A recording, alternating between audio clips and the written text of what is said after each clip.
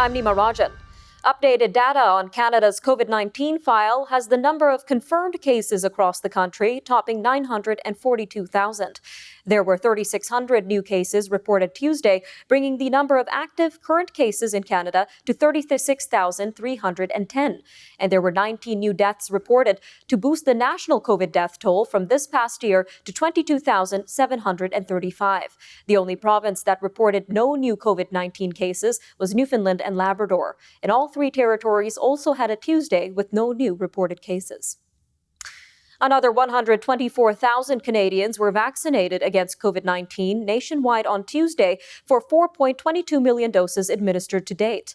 More than 637,000 people, or 1.7% of the population, have been fully vaccinated. More than 5.1 million doses of vaccine have been delivered to Canada so far, with federal officials expecting another 9.5 million to arrive by the end of March. Health Canada's chief medical advisor says a warning will be added to the Oxford-AstraZeneca COVID-19 vaccine about a rare possible side effect of blood clots. But Dr. Supriya Sharma says that doesn't change the department's position that the vaccine's benefits outweigh its risks. The move comes a week after the European Medicines Agency amended its authorization of the shot to say there is not an overall increase in the risk of blood clots after getting the vaccine. The European Union is considering export restrictions on COVID-19 vaccines, but the Trudeau government doesn't believe shipments to Canada would be affected.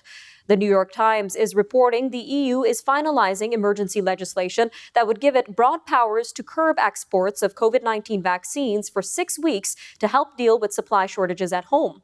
But the press secretary for Canada's International Trade Minister, Mary Ng, says Ng's counterparts have assured her that these measures will not affect vaccine shipments to Canada. The Bank of Canada says corporate and provincial borrowers have unfettered access to fully functional debt markets. That means that the central bank can wind down several pandemic buying and lending programs. Deputy Governor Tony Gravel says the bank will suspend or discontinue market liquidity-focused programs beginning early April and into May. The central bank has said it would adjust its pandemic programs as conditions required. Finance Minister Chrystia Freeland has announced that the Liberals will table a budget on April 19th, the first in more than 2 years and her first since taking the finance portfolio.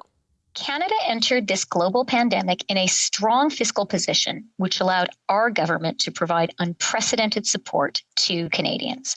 We will continue to do whatever it takes to support Canadians and Canadian businesses, and we have a plan for jobs and robust growth. I'm pleased to announce that on April 19th at 4 p.m., the government will present Budget 2021. The budget is expected to outline the Liberals' plan to spend between $70 and $100 billion over the coming years in fiscal stimulus. Canadian businesses struggling through the year of the COVID-19 pandemic are asking the federal government to extend emergency relief programs beyond the June 5th deadline. The coalition of hardest-hit businesses, which represents hotel, tourism, arts, culture, and hospitality industries, is calling for the federal wage subsidy and the federal rent subsidy programs to be continued until the end of the year. It says of 6,000 businesses that responded to a survey this month, 60% of them said they will go under without access to federal support programs.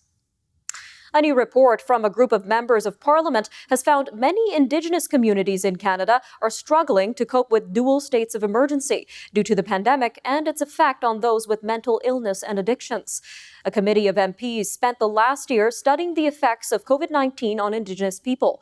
People are more isolated than ever, and access to mental health services has been hindered due to lockdowns, cancelled programming, and staff burnout. New Democrat leader Jagmeet Singh says one of his MPs has the right to express himself as a racialized Canadian, even if he doesn't agree with the accusations by a University of Ottawa professor that Quebecers are racist. Matthew Green tweeted kudos yesterday to law professor Amir Attaran, who has claimed on social media that Quebec is led by a white supremacist government and resembles an Alabama of the North. Bloc Québécois leader Yves-François Blanchet says Professor Attaran's remarks themselves amount to a kind of racism against Quebecers as a minority group. An online survey by the Angus Reid Institute says last fall found that a third of Canadians are struggling with loneliness and social isolation amid the ongoing COVID-19 pandemic.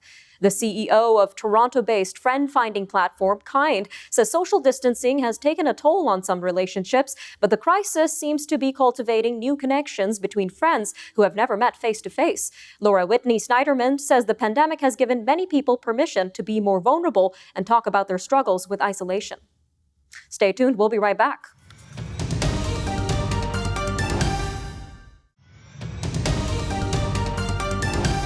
The first real-world study on the effect of COVID vaccines on cancer patients indicates that delaying the second dose might not be the best choice for this demographic. The study by King's College London and Francis Crick Institute examined the immune response after one shot of the Pfizer vaccine and found that individuals with solid or blood cancers had an immune response between 13 to 39%, compared to 97% for those without any cancer. Following the second dose of the vaccine, 3 weeks after the first, cancer patients had a much stronger immune response against the coronavirus at 95%. However, for cancer patients who had to wait longer, about 5 weeks for their second dose, the antibody response was between 8 and 43%. On Monday, in a TV interview, Canada's top scientist, Dr. Mona Nimer, had advised against delaying the second dose for seniors to 4 months, claiming that the research isn't there to justify this delay for seniors and those with pre-existing conditions. Well, to talk more on these developments in our TIA Health Medical segment, we are joined by Dr. Abhishek Raut, Medical Director at Appletree Medical Group. Always great having you on the show, Dr. Raut. Thanks so much for having me. Now, what can we take away from the findings of this UK study into cancer patients? I think the most important takeaway point here is that certain groups, those with blood cancer or solid cancer, don't really respond the same way as those without these conditions.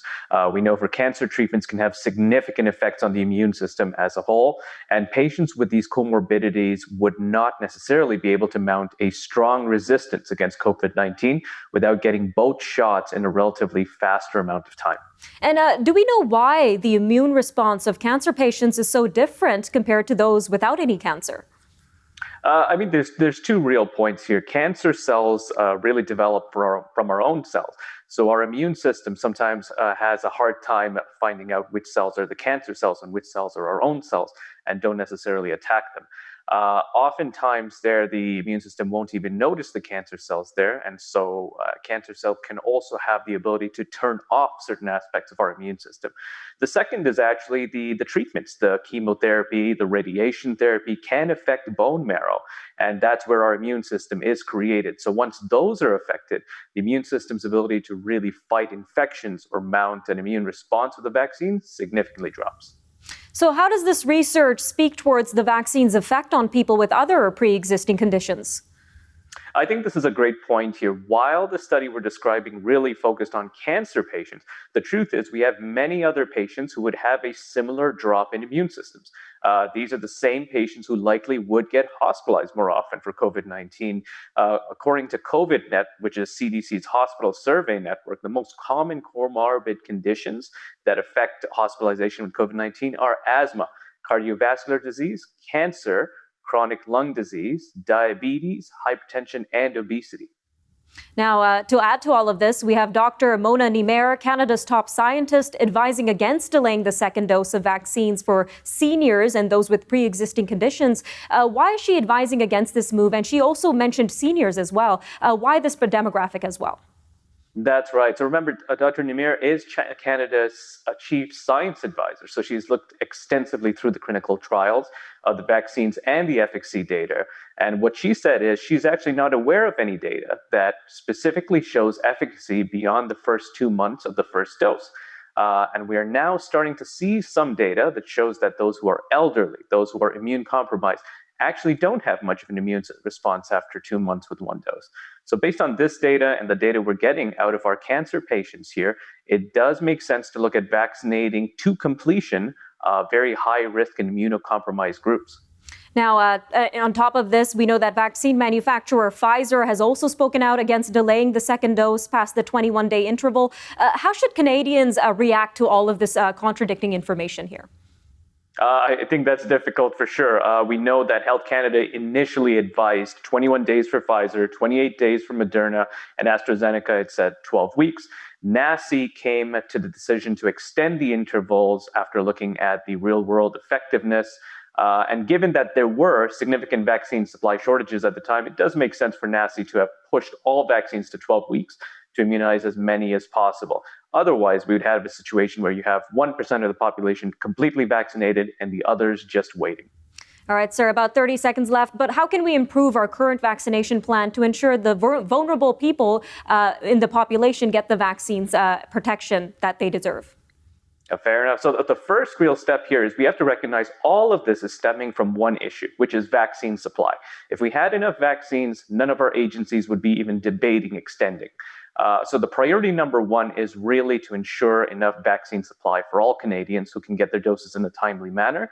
And then second, what the studies are telling us is there's no one-size-fits-all approach to vaccination. We need to look at the high-risk groups and the groups with the weaker immune systems and prioritize them first.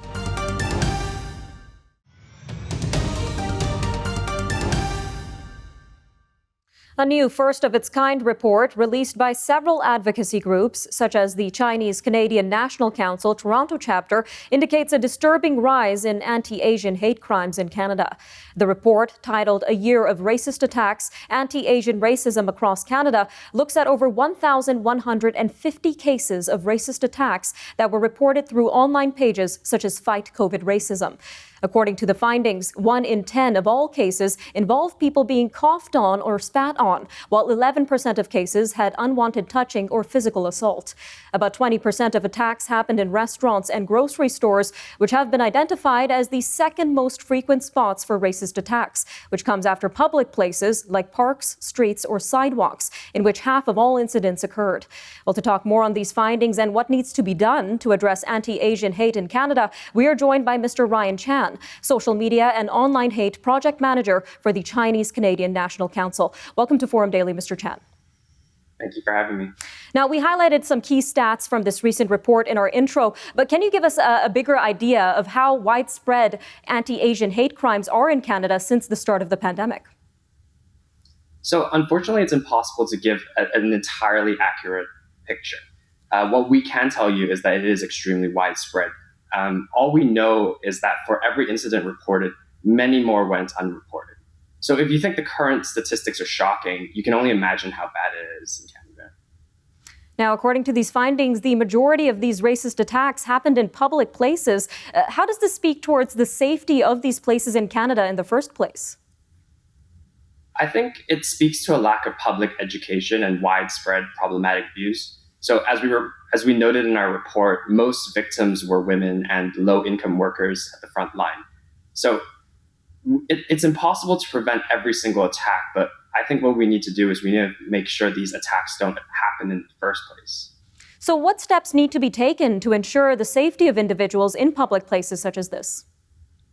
So public education really is the big one. We need more victims' resources and support afterwards as well. So basically, for us, since it's so hard to predict like when these attacks are going to happen, we really, really need to push for more public awareness and education in this field.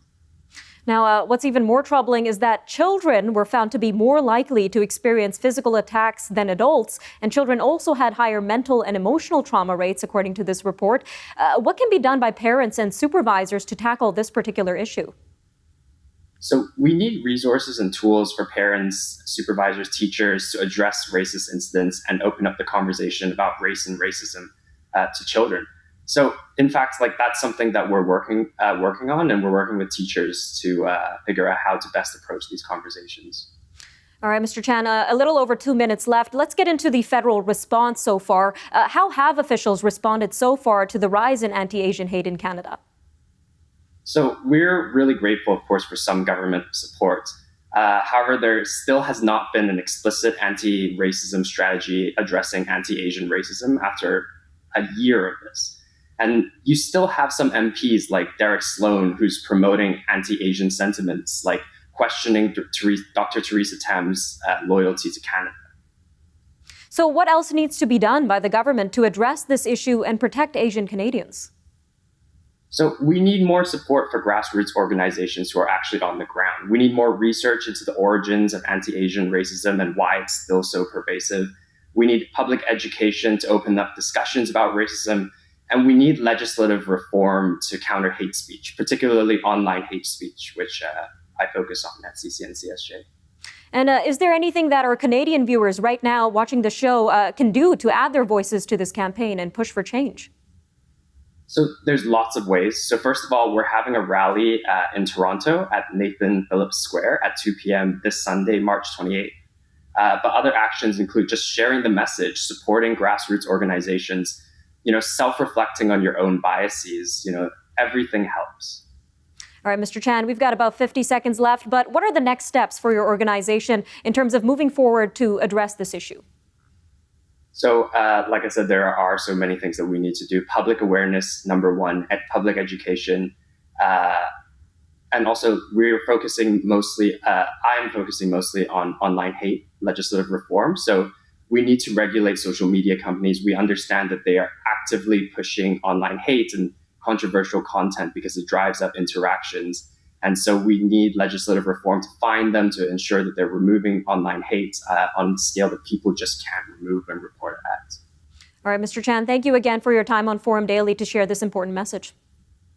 Grateful for the opportunity to be here. Thank you. All right, stay tuned for more stories from around the world coming up next.